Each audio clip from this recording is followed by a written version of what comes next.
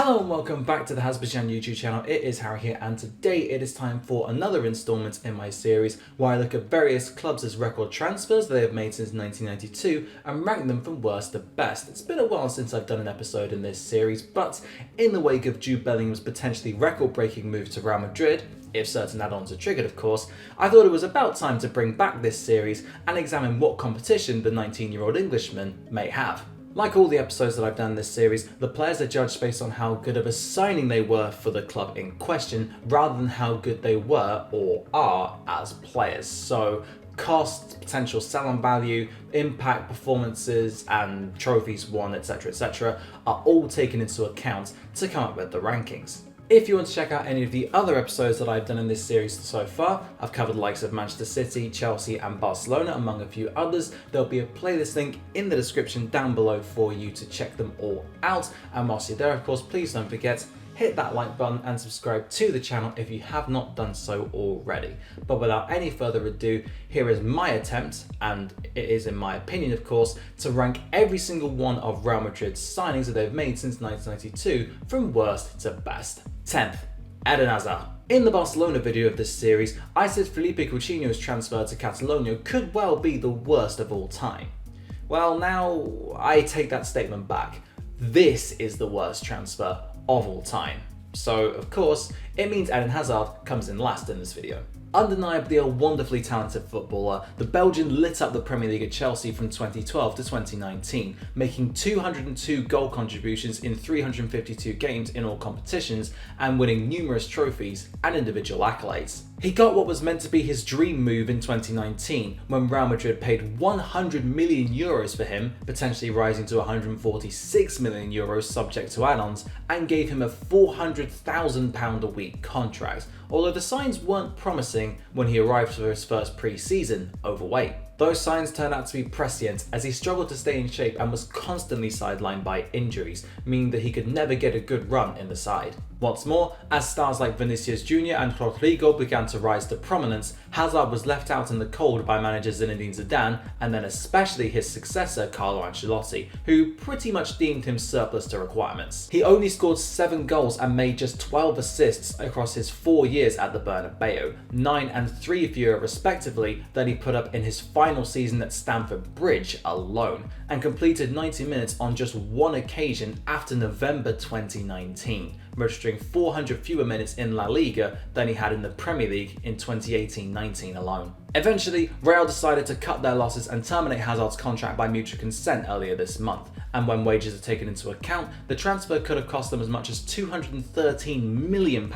and no fewer than £176 million, and in return, they got essentially nothing.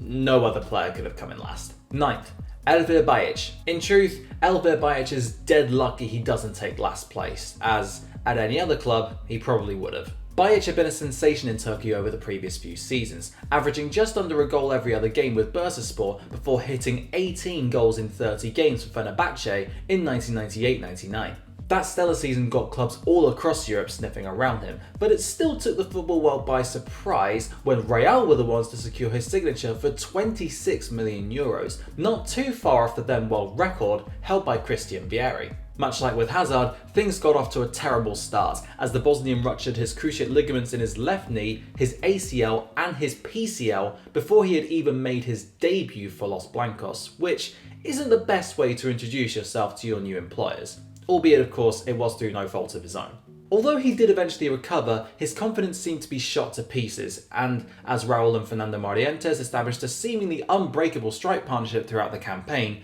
Bayack's impact was minimal, bordering on non-existent. He made just 3 starts for the club in 3 years, registering 521 minutes, 1 goal and 1 assist, meaning that, even without wages factored into it, he cost the club at the very least €49,900 per minute on the pitch with virtually nothing to show for it. He was loaned back to Fenerbahce in 2000-2001 in a desperate attempt to salvage his career, but he could only muster up 5 goals in 27 games, and after another failed loan at Rayo Vallecano, he departed on a free in 2002. However, thanks to playing in both Real's 1999-2000 and 2001-02 Champions League winning campaigns, he has 2 Champions League winners' medals. not like he'll treasure them all that much, I assume, given how little a role he played in those successes. 8th, Kaka. I really hate putting Kaka this low down because he was one of the players who made me fall in love with football. During his glorious 6 years at AC Milan, he was one of the best players in the world, gliding across the pitch with consummate ease, creating and scoring goals at will, and seemingly dictating games at his own leisure, topping it all off with a deserved Ballon d'Or in 2007. He was on the verge of leaving Milan in January 2009 to Man City for £100 million, but he turned them down, stating it was too early in their project for him to join, and he would later say that the only club he would leave Milan for was Real Madrid. Los Blancos must have heard this, as they decided to bring the Brazilian to the Bernabeu for £56 million, which was not just a club record fee, but a world record transfer fee too, albeit it would only last for a week or so until the certain Portuguese superstar came along. Now, Kaka was by no means a disaster at Real Madrid, although to say he failed to live up to his enormous price tag would probably be an accurate assessment. He did manage to register 29 goals and 39 assists in 120 games in all competitions for the club, which, again, isn't particularly damning, but I suspect they would have expected more from such a marquee arrival, especially given how good Mesut Ozil, who played in a similar position to Kaka, was upon his 2010 transfer to the Bernabeu. Ozil's form and a series of injuries, including a meniscus injury which ruled him out for 8 months, meant that Kaka's impact gradually reduced over time. In his final season in Madrid, he only completed 90 minutes twice, and at the end of the 2012-13 season, he decided to return to AC Milan on a free transfer. Essentially, Real paid a world record fee for someone who, whilst definitely warranting the price tag for his form in Milan, didn't live up to expectations, couldn't have the consistent game-changing impact that he had at the San Siro, and couldn't recoup any money back when they let him go. It's sad, but unfortunately, he has to come in 8th. 7th, Cristiano Ronaldo. Perhaps the most un-Real Madrid-like record signing, we usually associate them with spending big money on flashy Galacticos like R9 or Cristiano Ronaldo or Luis Figo, to name just 3 examples, but maybe not so much solid defensive midfielders like Cristiano Ronaldo, or Aurelien Tchouameni notwithstanding, of course. He had established himself as a pacey, strong and energetic defensive midfielder at Nantes and Sampdoria, and with Jupp Heynckes looking for some more defensive options in his midfield, he decided Cannonball was the man to buy for around €12.5 million in January 1998. Whilst Madrid could only come in 4th in the league that season, the new Caledonian-born French international was crucial in their run to the Champions League title, their first since 1966, as he scored 3 times, including in the semi-finals against reigning champions Borussia Dortmund. To top it off, he went to the World Cup with France and won it as a key player in their midfield, becoming the first Pacific-born player to win football's most prestigious prize. Nicknamed the Kanak with 3 lungs in honour of his origins and his insane stamina, Cannonball's impact decreased over the coming years as he suffered a few injuries and was perennially left on the bench in 1999-2000, including in the Champions League final that season, which Madrid won. To make more space for incoming Galacticos and to free up funds, he was shipped off to Middlesbrough in the summer of 2000 for €8.75 million, having made 82 appearances across his 2.5 years in Madrid. His first 6 months at the club were definitely enough to mean he wasn't a disaster, and they recouped a lot of the money they invested in him despite him being aged 30 when he departed, but he probably didn't live up to expectations and became overshadowed by his replacement, Claude Makélélé, hence his spot in 7th. 6th, Nicolas Anelka. Signed in the same summer as Bayack but slightly later on, facilitating both of them featuring in this video, Nicolas Anelka had already established himself as a sensation at Arsenal, although his reputation as a potential troublemaker earned him the nickname Le Sulk in England. It didn't stop Real splashing out £22.3 million to secure his services in 1999, and aged 21, having scored 19 goals in 46 games for Arsenal the previous campaign, including 17 in the Premier League, he looked ready to make that next step. But unfortunately for him, things didn't pan out the way he would have wanted them to. In what would turn out to be his only season in Madrid, Anelka made just 19 league appearances, only 12 of which were starts, and 30 in all competitions, scoring 7 times in the process, but just twice in La Liga. Admittedly, one of those goals came in a 3-0 win over Barcelona, and 2 more came in both legs of the Champions League semi-final against Bayern, including the crucial away goal in the second leg that sent Real to the final. But as would become a case at a number of his clubs, disciplinary issues marred his time in Madrid. He was suspended by the club for 45 days after failing to turn up for training twice, with manager Vicente Del Bosque claiming that he was unhappy that his teammates didn't celebrate his goals with him, leading to his absence from training, and Anelka himself would later state that Madrid treated him like a dog. In spite of all of this, the club recouped virtually all of what they paid for him when PSG signed him for £22 million,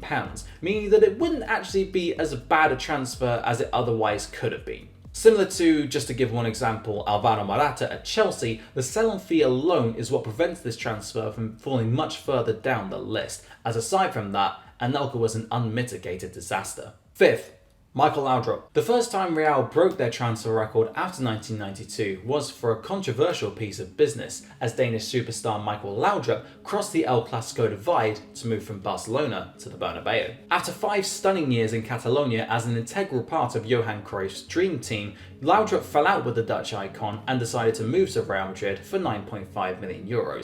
Although it wasn't out of spite towards Barcelona, as he put it himself, but more so because he wanted a new challenge and thought, correctly as it turned out, that Barca wouldn't win anything in 1994-95. He was jeered upon his return to the Camp Nou as Madrid lost 1-0, but in January 1995, just a year on from helping Barca demolish the Madrid outfit 5-0, Los Blancos would inflict the same scoreline on Barca, with Laudrup as their spearhead. A glorious player to watch in his prime, Laudrup was an elegant attacking midfielder who combined grace, flair, precision in the pass, and brilliant movement to become one of the best players of his generation. He brought all that to the fore in his first season in Madrid, helping them lift La Liga and making him the first player to win 5 successive La Liga titles with 2 different clubs, having picked up 4 on the bounce at Barca beforehand. Although Real would stunningly slump to 6th in 1995-96, Laudrup still shone and ended up mending his relationship with the Catalans too, but he would leave that summer for nothing in a move to Japanese side Vissel Kobe.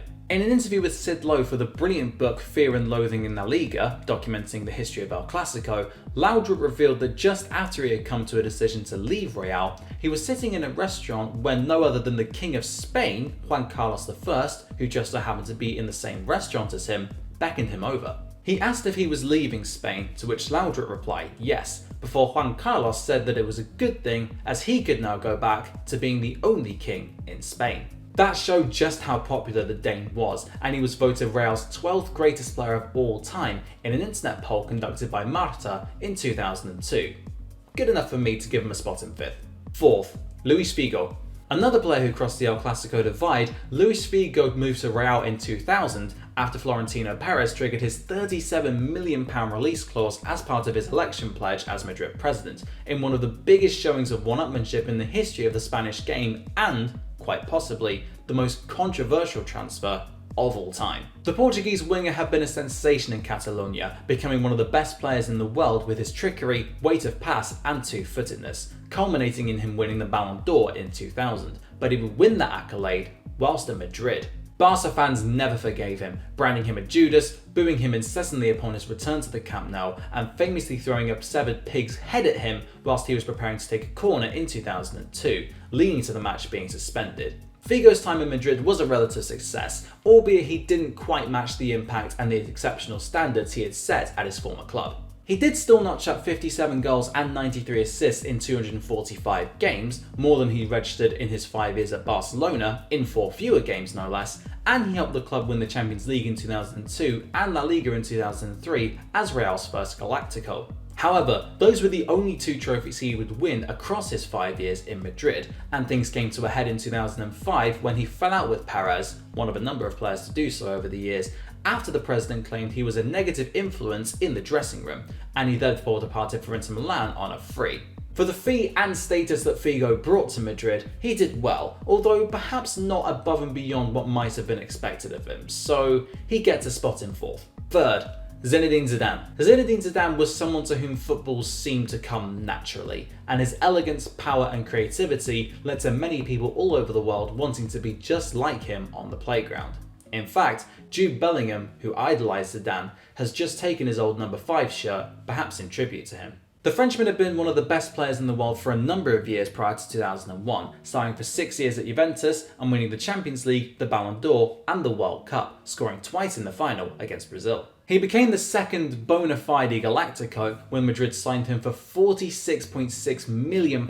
in 2001 in a world record-breaking move, which wouldn't be beaten until Madrid signed Kaka in 2009, 3 years after Zizou had hung up his boots. However, whilst he brought all his qualities to Madrid in relatively consistent spells, he couldn't really sustain it over the course of an entire season, or at the very least, not over all of his 5 seasons at the club. In terms of the highlights, he famously scored a quite brilliant goal in the 2002 Champions League final against Bayer Leverkusen to hand Real their 9th Champions League crown, and lit up La Liga, enamouring himself into the hearts and minds of millions with his displays and scoring 49 goals and assisting 68 in all competitions. On the other hand, many Madrid fans think Juventus, rather than them, got the best out of him, and he could only guide the club to 2 major honours across his 5 years at the club, the aforementioned 2002 Champions League and the 2002-03 La Liga title. What's more, he retired in 2006 whilst still at the club, so they didn't make anything back on him, although given that he retired rather than departing somewhere else for free,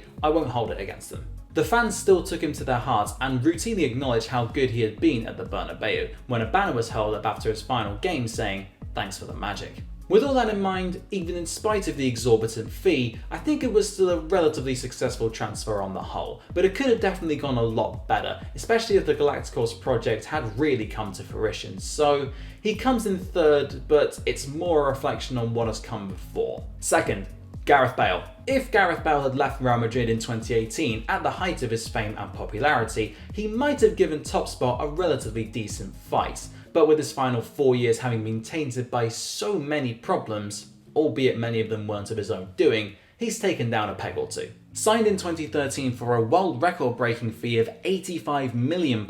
following a barnstorming season at Tottenham, Bale immediately slotted in on the right wing to form a deadly combination with Cristiano Ronaldo and Karim Benzema, and his pace, trickery, height and dead eye for goal made him a constant threat. In his first 5 years at the Bernabeu, the Welsh wizard struck a quite frankly ridiculous 88 goals and made 58 assists in all competitions, but he saved some of his best performances, most crucially of all, for Madrid's biggest games. Famous examples include a famous solo goal in the 2014 Copa del Rey final against Barcelona, what would ultimately prove to be the winning strike in the 2014 Champions League final against Atletico Madrid, and a brace, including a spectacular overhead kick, 4 years later against Liverpool in the same showpiece event. Although the Madrid fans had never really taken a shine to him, albeit pleasing them seems to be impossible given how entitled they are, Bale stepped up and showed his class on numerous occasions, helping Los Blancos to 4 Champions Leagues and 1 La Liga crown. But in 2018, Bale was heavily rumoured to leave the club for Man United, although eventually he decided to stay put,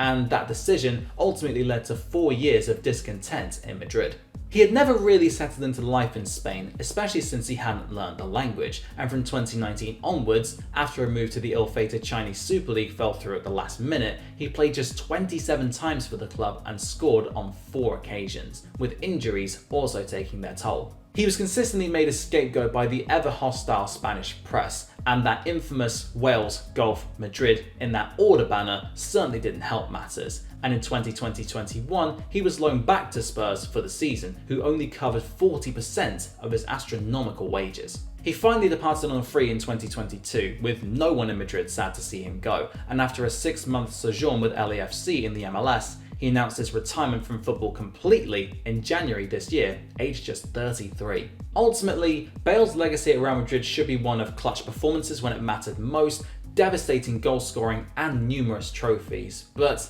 instead it's almost quite the opposite as a result of those 4 years. But nonetheless, those magical 5 years are still enough to warrant him second place. First, Cristiano Ronaldo. The most era-defining, seismic and game-changing transfer of the entire 21st century, in my opinion, and potentially of all time, this was absolutely nailed on for top spot. Cristiano Ronaldo had been promised by Sir Alex Ferguson that he would be allowed to leave Man United for Real in 2009, after his emergence as a superstar in his final 3 years at Old Trafford, but United still played hardball and were able to sell him for £80 million.